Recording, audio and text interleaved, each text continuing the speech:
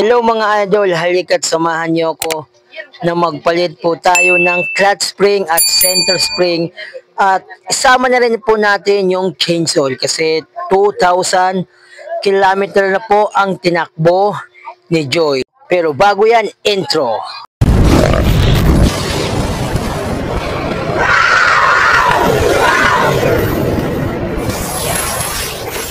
At yun na nga po mga idol, dumating na po ang aking order sa Lazada. Yan po ang center spring at po ang clutch spring at saka change oil po. Pinagsabay ko na lang din po yan at tinawag ko na din po ang aking magiting na bunso. Ayan.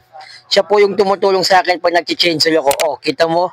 Kala mo talaga marunong na marunong. Oh, di ba? Nag-voice over na lang po ako mga idol. Oh, yan. Yan po yung pinapagawa ko sa kanya kapag nagpapatulong po ako sa kanya. Oh, yan. Pagkatapos niyan, uuwi na po yan. Magpapaalam na siya na papap, uwi na ako. O, yun. Yun lang po yung pinapatulong ko sa kanya. So, bago po yan mga idol, tatanggalan po muna natin ng drain nut. Yan po ay ginawa ko na po mga idol. Dinidrain ko na po para malagyan ng bagong oil si Joy. Kasi alam nyo na, pag palagi natin ginagamit ang ating motor, dapat natin alagaan ng change oil mga idol para naman hindi po siya masira masyado. Kasi yan po ang maintenance niya. Kung ginagamit yung araw-araw, of course, parang tao din naman yan mga idol, di ba? So, dapat natin siyang palitan, i-maintenance, linisin, para smooth po yung takbo niya mga idol.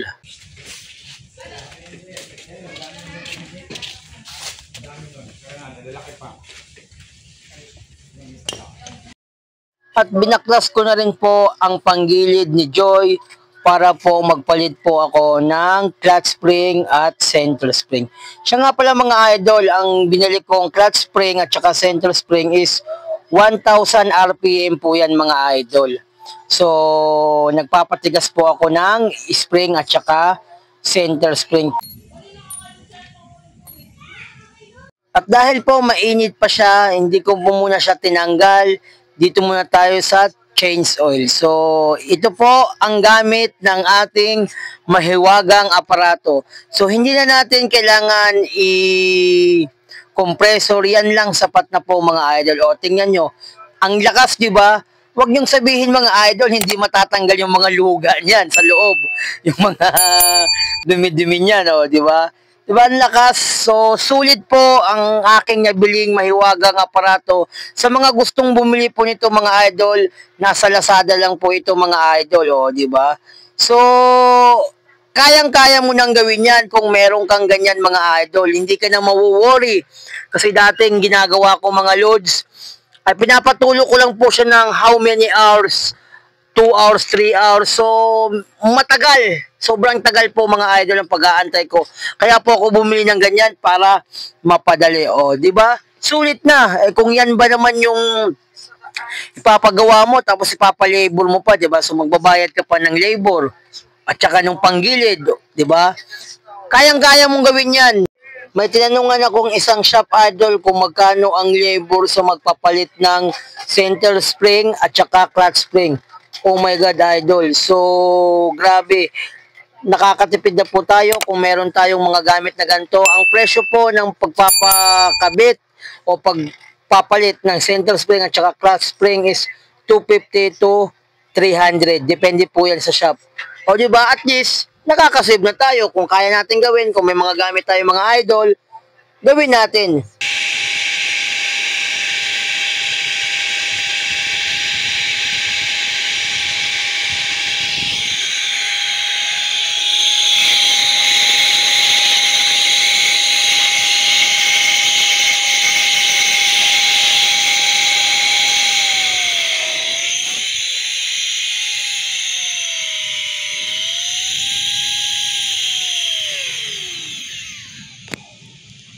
Siguro naman mga idol, malamang at sa malamang malinis na po yan ang loob niyan, o, di ba?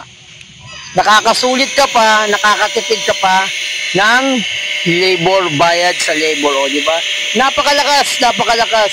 Yan lang sapat na para malinisan kung mag-change oil po tayo mga lods. At pagkatapos mga idol, nilinisan ko na rin yan.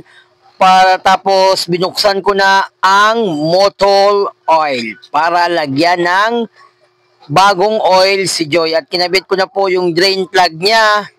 Yan na po mga idol, kinabit ko na po. At maya maya is binuksan ko na po siya at para isalin po sa loob ng motor.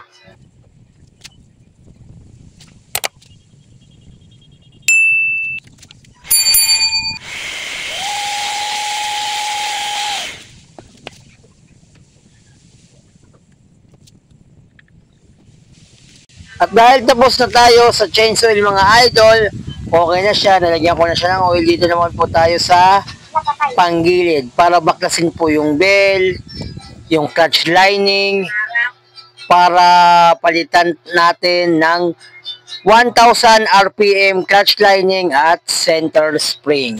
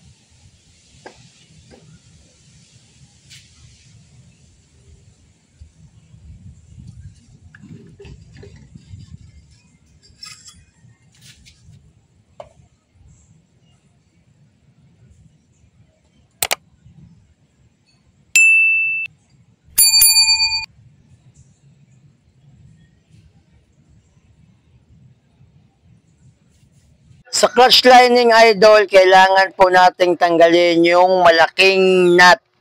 Yan po yung malaking nut idol, kailangan po natin yan tanggalin para makita po natin at para matanggal natin ang center spring mga idol.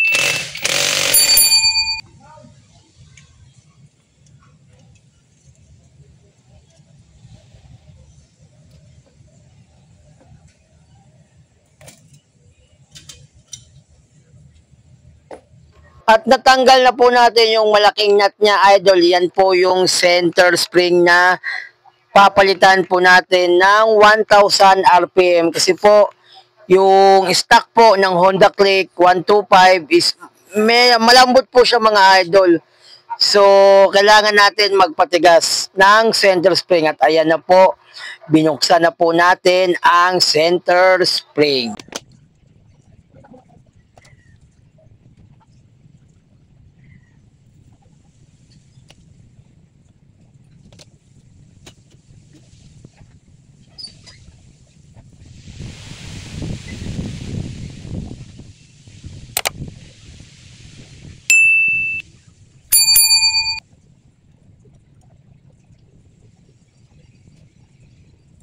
At para po mga idol, matanggal natin ang clutch spring, kailangan po nating tanggalin yung tatlong lock na po yan kasi nasa loob po niyan ang clutch spring po mga idol. So tatanggalin na din po natin yan mga idol.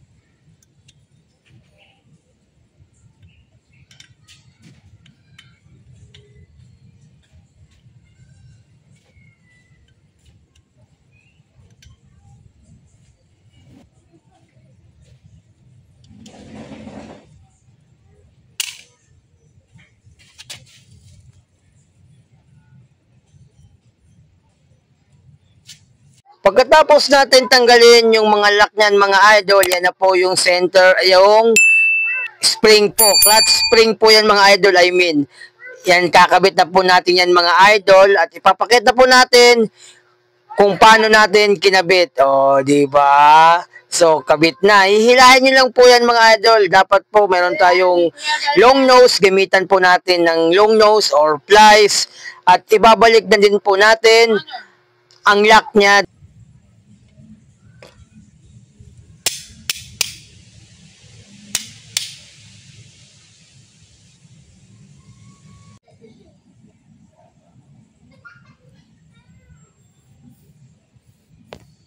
Sa pagbalik niyan mga idol, grabe medyo nahirapan ako niyan kasi nga po bago po siya at matigas po siya, muntik na nga akong masubsob siya mga idol. Pero by the way, nagawa ko rin po ng maayos at yan po, nilinisan ko muna yung clutch lining. Yan po yung clutch lining natin at sa scooter po mga idol, yan po ang pinaka chine-check talaga mga idol. So kung wala kang gamit, bawat tanggal mo, bawat palinis mo, magbabayad ka ng labor, di ba? Magasto siya idol, di ba? Oh.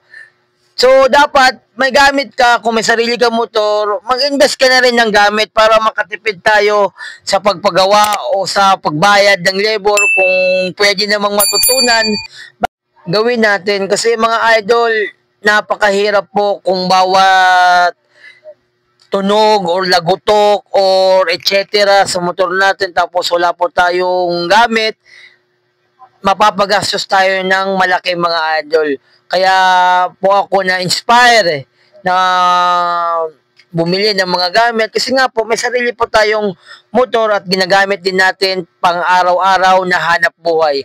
Kaya hindi naman siguro masama na mag-invest din tayo kahit papano ng mga gamit para pag gusto natin kalikutin o di makakalikot natin na walang binabayarang labor.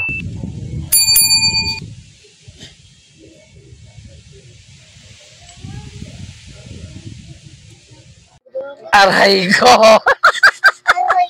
Masyado kasi naman matigas idol kaya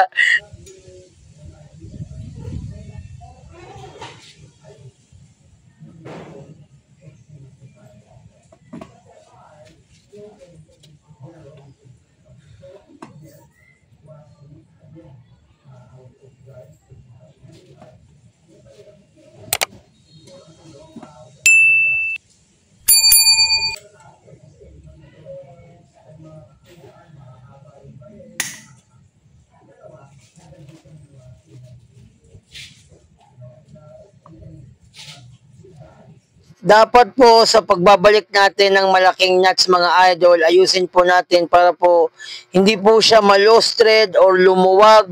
Baka po pag nakabit natin, tumalsik, so mahirap na po mga idol. Kaya double check po tayo, double ingat po tayo at dapat natin inaayos ang pagbabalik ng mga tinanggal natin ng mga nuts, tornilyo, or pagbabalik sa mga panggilid natin kasi po tumatalsik po yan mga idol. One time, kaming dalawa ni tropa, natalsikan kami niyan. At kasi hindi po namin naayos ang pagbabalik ng belt. Kaya po, tumalsik po yung loob niyan. Yan na po mismo si Joy.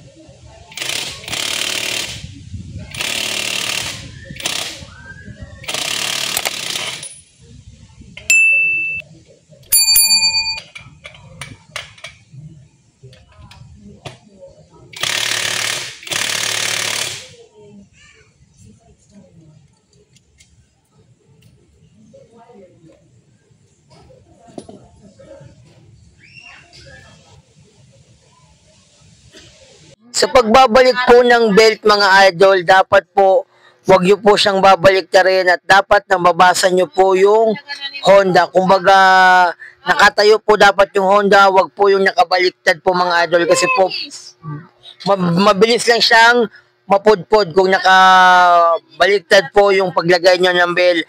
At ganyan po yung pagpasok nyo na idol, dapat po iniikot nyo po idol para mapasok po muna yung belt. Kasi pag hindi po mapasok yung belt, pag kinabit po yung pulley, hindi po siya masyadong mahigpit niyan at tatalsik po yan pag pinaandar nyo. Kaya double ingat po tayo mga idol kung gagawa po kayo ng ganito.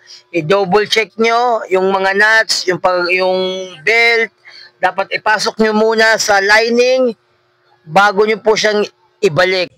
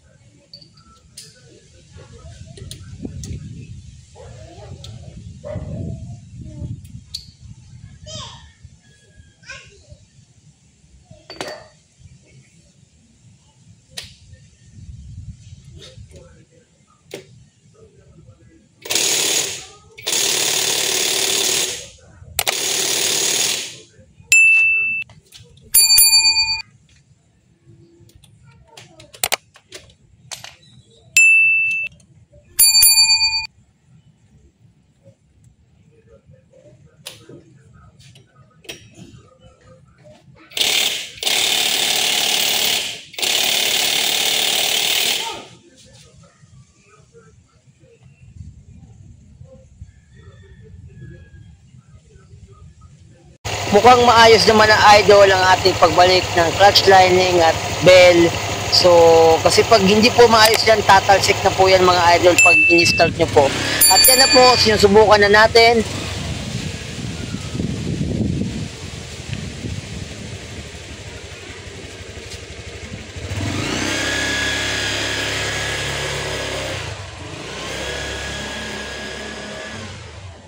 Sulit po ang ating pagdi-DIY mga idol, may dulo po siya at may arangkada. Sa mga hindi pa po nakakapag-subscribe, pa-subscribe naman tayo mga idol at pakikalembang na lang din po ng kampana para lagi po tayong updated sa mga susunod na video.